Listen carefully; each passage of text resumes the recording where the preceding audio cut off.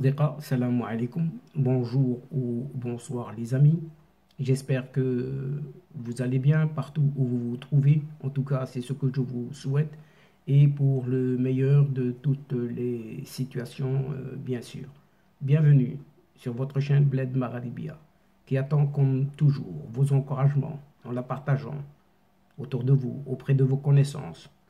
Et surtout pour ne rien rater, ne rien manquer des dernières nouveautés de votre chaîne, abonnez-vous, oui, abonnez-vous et faites abonner vos proches, les gens que vous connaissez, pour y être informés très rapidement, et ce en toute primeur, bien sûr. Pour ma part, je suis ravi et heureux de vous retrouver une nouvelle fois.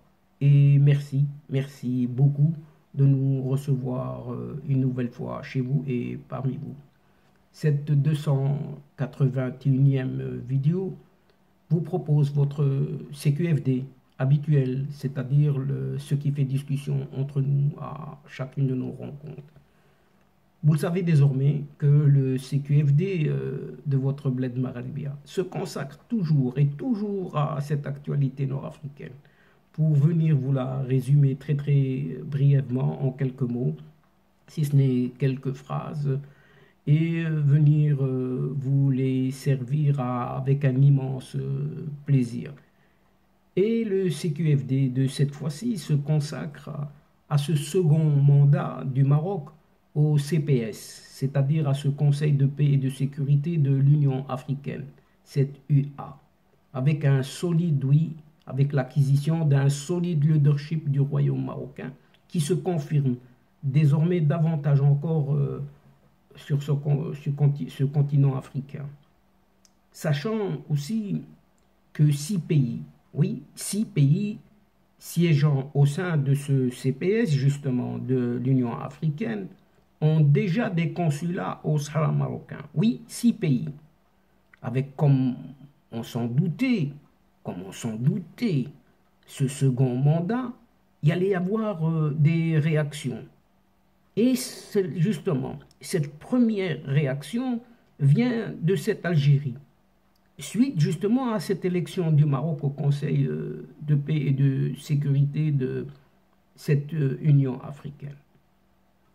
Et donc, chers amis, cette élection du Maroc, avec plus de 2/3 des voix, pour un mandat de 3 ans au Conseil de paix et de sécurité, CPS, de l'Union africaine, pas plus tard que ce jeudi dernier, à Addis Abeba, en Éthiopie, par le Conseil exécutif de l'organisation panafricaine, vient de couronner, pas moins que ça, les actions entreprises par le Royaume du Maroc depuis son retour à l'Union africaine et confirmer donc son leadership, tout simplement, dans le continent. L'élection du Maroc pour ce second mandat de 3 ans, après celui de 2018 à 2020, en tant que membre du CPS, constitue une consécration, oui, disons-le fièrement, une consécration des efforts de la diplomatie du Royaume marocain au niveau du continent et une reconnaissance de son rôle en matière de prévention, de la gestion et de la reconstruction post-conflit sous le leadership visionnaire du roi Mohamed VI. Cette élection a été parmi les moments forts, oui, parmi les moments forts de la 40e session ordinaire du Conseil exécutif tenue du 2 au 3 février dernier au siège de l'organisation panafricaine à Addis Abeba, avec la participation du ministre des Affaires étrangères, de la coopération africaine et des Marocains résidant à l'étranger, Nasser Bourita, qui conduit la délégation marocaine à cette session, en prélude au 35e sommet de l'Union, prévu ces samedis et dimanches derniers. Ce second mandat du Royaume marocain au sein de cet organe décisionnel permanent de l'Union africaine pour la prévention, la gestion et le règlement des conflits, intervient quelques mois après l'installation du nouveau leadership à la tête de ce CPS, où le désormais département des affaires politiques, paix et sécurité de l'Union africaine, qui marquera certainement une rupture avec les pratiques et manœuvres du passé. Le Maroc, oui, le Maroc, rappelle-t-on, avait exprimé son soutien ferme au nouveau commissaire aux affaires politiques, à la paix et à la sécurité de l'Union africaine, ce Bankole Adeoye, dans l'accomplissement de sa nouvelle mission. Et l'élection du Maroc pour ce nouveau mandat va certainement consolider les actions du royaume marocain visant à préserver l'unité et la solidarité africaine à travers la clarté, l'objectivité et l'impartialité, mettant les intérêts de l'Afrique et du citoyen africain au cœur de ses préoccupations.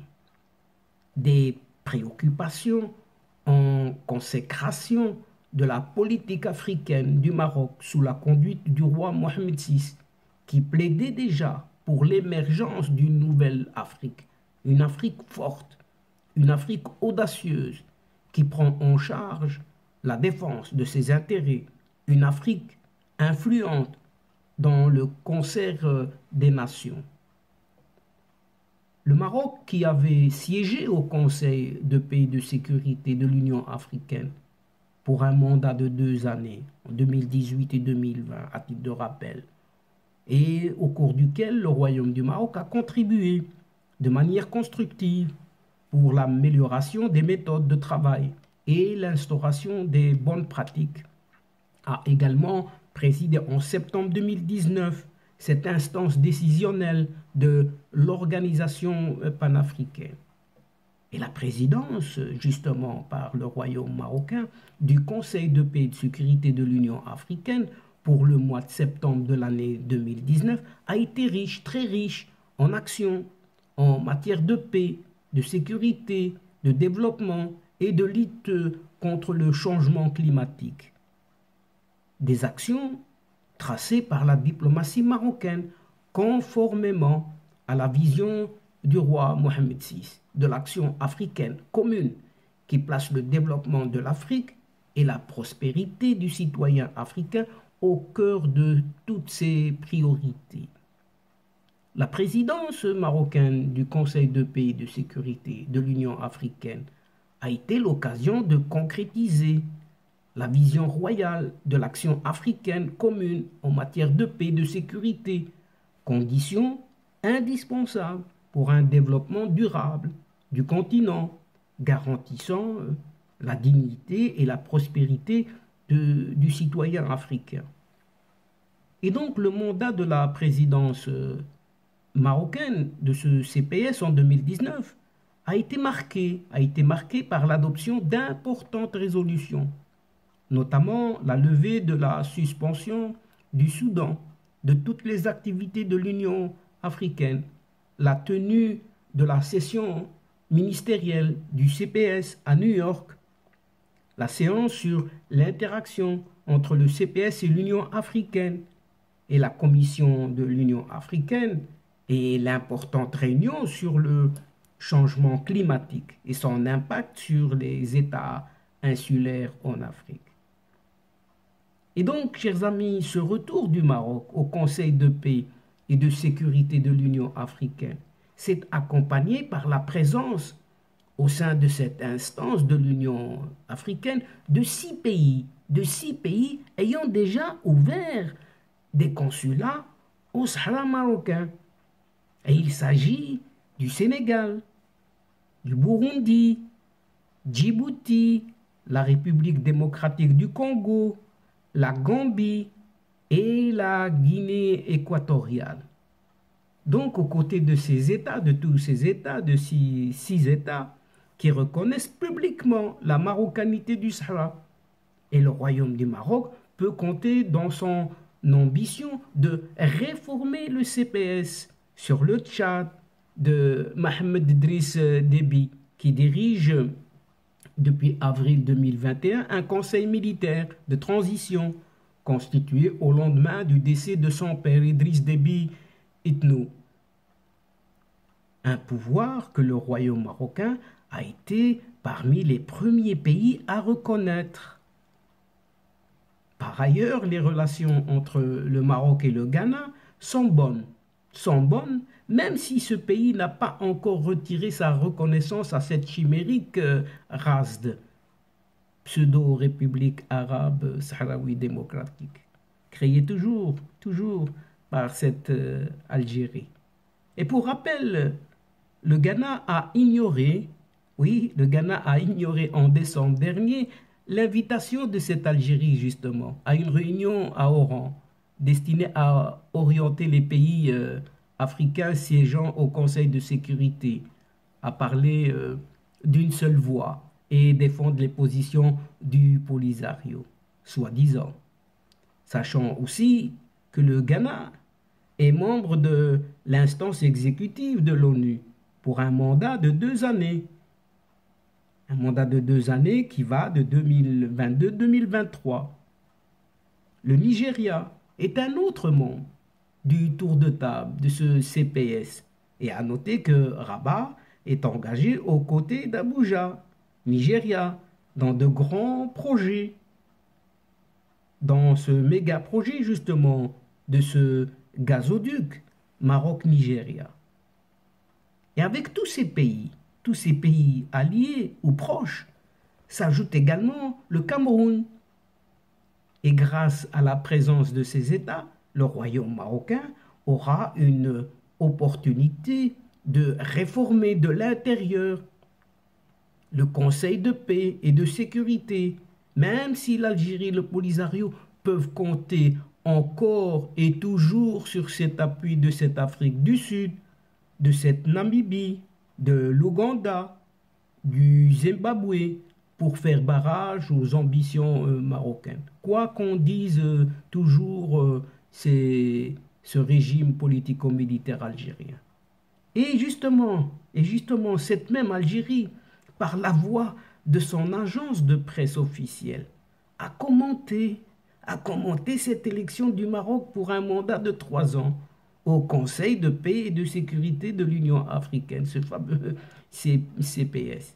L'adhésion au CPS. Écoutez bien ce que déclare cette Algérie par la voix algérienne. L'adhésion au CPS mettra le Maroc au pied du mur. Et face à ces contradictions, au mieux, toujours le Maroc, il sera amené à préconiser l'exécution des décisions du CPS qu'il refuse d'appliquer et au pire, à dévoiler son intention de saper et de détricoter le travail et le fonctionnement du CPS du passé, alors que l'Algérie a tout fait. Il paraît que l'Algérie a tout fait pour les renforcer durant tous ces mandats exercés au sein de cet organe. Et c'est écrit par cet APS, oui, cet APS, cette agence presse-service, au service de son régime politico-militaire, bien entendu, dans un de ses récents articles publiés contre le Maroc. Et ce n'est pas le seul article, et il n'a qu'un seul dossier, et la presse, cet APS, ne connaît finalement que le Maroc. Et cette même source, oui, estime que si l'Algérie qui devra quitter l'instance de l'Union africaine le 31 mars prochain, donc c'est daté, des pays tels que l'Ouganda, la Tanzanie, la Namibie, le Zimbabwe et l'Afrique du Sud, toujours les mêmes donc, qui se retrouvent toujours sur les mêmes positions que cette Algérie, seront à l'intérieur cette fois-ci. Si l'Algérie quitte, mais ces pays seront à l'intérieur du CPS, constituant ainsi un soutien de taille pour toujours cette Algérie sur les questions importantes que le CPS aura à examiner. Donc le Maroc continue dans ses débilités. Cette Algérie, elle déclare, le Maroc se retrouvera forcément isolé. On ne sait pas comment, puisqu'elle vient d'être, le Maroc vient d'être élu avec 2 tiers. 2 tiers, et là, on parle, se retrouvera forcément isolé face à la neutralité de certains membres et surtout face à l'engagement militant de plusieurs autres membres, notamment sur la question du Sahara, alors que ce dossier est quasi plié. Je ne sais pas comment cette Algérie pense ou tire ses idées. Et toujours de conclure en rappelant que la candidature du Maroc n'a remporté que 36 voix contre 46 pour la Tunisie. Mais l'Algérie, on a récolté combien? Ça, ils n'en parlent pas. Pour mémoire, des voix non officielles en Algérie, oui, des voix non officielles en Algérie, avaient condamné le retrait de la candidature de la Libye au CPS pour la région de l'Afrique du Nord, au profit justement du royaume marocain. Et cette adhésion devrait permettre au Maroc donc de mettre à exécution tout son plan pour réformer complètement, de fond en comble, le CPS de l'Union africaine. Une ambition exprimée par le ministre des Affaires étrangères marocain lors de sa réunion du 16 novembre dernier à Rabat déjà, avec le commissaire aux affaires politiques, à la paix et à la sécurité de l'Union africaine, ce Bankoe Adeoye. La réforme de la commission des affaires politiques, de la paix et de la sécurité ne pourra pas se concrétiser sans auparavant réformer le Conseil de paix et de sécurité. Le Maroc est disposé à apporter son soutien à ce processus. C'est ce qu'avait déclaré à cette époque déjà Nasser Bourita. Et sur cette déclaration, chers amis, que se termine cette séquence en prenant congé de vous, mais néanmoins, nous espérons vous retrouver très bientôt avec un immense plaisir pour vous relater d'autres sujets, d'autres thèmes lors de prochaines vidéos de votre CQFD, c'est-à-dire ce qui fait discussion entre nous à chaque fois. Merci beaucoup pour votre confiance, pour votre fidélité, pour votre patience et votre participation de nous écouter, de nous suivre jusqu'au bout des séquences. Mais néanmoins, ne nous oubliez pas d'aider votre chaîne, de nous aider mutuellement en vous y abonnant, très nombreux, et de faire abonner vos proches, les gens que vous connaissez, afin d'y être informés très rapidement. Mais surtout, n'hésitez pas de partager au grand maximum, mais vraiment au grand maximum autour de vous, les séquences vidéo de votre chaîne. Pour moi, il ne me reste plus qu'à vous dire au revoir les amis. L'asdiqa, salam alaikum wa rahmatullahi wa barakatuh. À la prochaine fois et à bientôt. إلى اللقاء في حصة أخرى إن شاء الله. مع السلامة.